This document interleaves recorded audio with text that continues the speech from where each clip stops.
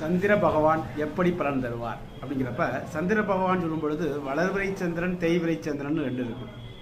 இப்போ வளர்பிறை சந்திரனாக இருந்தால் அவை இயற்கை சுபக்கிரகம், தேய்பிறை சந்திரனாக இருந்தால் பாவக்கிரகம்.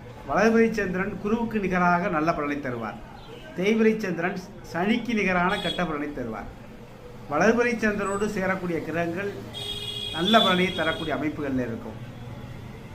தேய்பிறை சந்திரனோடு தேயக்கூடிய கிரகங்கள் பாவியோடு சேர்ந்த கிரகம். எப்படி சனி ராகுவோடு ஒரு கிரகம் சேர்ந்தால் எப்படி கெடுபலனை தருகிறதோ அது மாதிரி தேய்பிறை சந்திரனுடன் புதன் சேர்ந்தாலும் சரி, புதனுடைய வித்தைகள் பாதிக்கப்படும், மாமன் வர்க்கம் பாதிக்கப்படும், இது போன்ற அமைப்புகளில் இருக்கும். அதே வளர்பிறை சந்திரனாக இருக்கக்கூடிய பட்சத்தில் வளர்பிறை சந்திரனோடு புதன் சேருவதற்கு வாய்ப்பில்லை. அதையும் அவசியமாக தெரிஞ்சுக்கணும். தேய்பிறை சந்திரனோடு சேரக்கூடிய அமைப்புகளில் இருக்குது. அதான் வளர்பிறை சந்திரன் அப்படின்னு சொல்லும்போது வளர்பிறை சந்திரனுங்கிறப்ப அதுலேயும் எப்படி எடுத்துக்கலாம்னா பெரும்பாலும் சந்திரனை அதாவது சூரியன் இருக்கக்கூடிய இடத்துலேருந்து 7வது இடத்துலேருந்து அதாவது 2 to 7 அப்படிங்கிறப்ப பெரும்பாலும் இந்த வளர்பிறை சந்திரன் உடன் புதன் சேர்வதற்கும் சரி, சுக்கிரன் சேர்வதற்கும் பெரும்பாலான வாய்ப்புகள் குறைவாகவே இருக்கும் வளர்பிறை சந்திரனுடன்.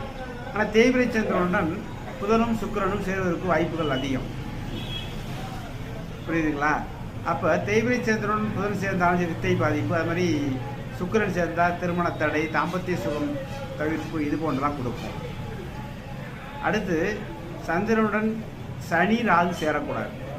மனநிலைக்காரகன் சந்திரனுடன் சனி சேரும் பொழுதோ அல்லது ராகு சேரும் பொழுதோ மனதளவில் பெரிய அளவுக்கு பாதிப்பு, தாயுடைய உறவுகளில் பாதிப்பு, இப்படி போன்ற பல பிரச்சனைகளை இந்த தேய்பிறை அந்த தேய்பிறை சந்திரனாக இருந்தாலும் தேய்பிறை சந்திரனோட சனி ராகு சேரும் பொழுது கூடுதலான பாதிப்பை தருகிறது.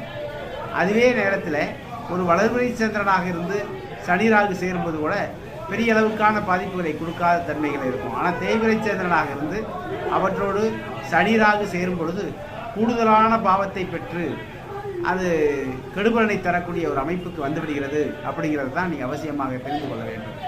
அப்போ வளர்பிறை சந்திரனோடு சனி ராகு சேருவது பெரிய அளவுக்கு பாதிப்பு கிடையாது.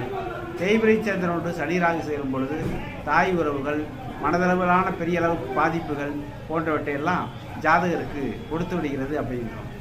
வளர்பிறை சந்திரனுடன் புதன் சுக்கிரன் ஏன் சேருவதில்லைங்கிறதுக்கு நான் விளக்கம் கொடுக்கணும்.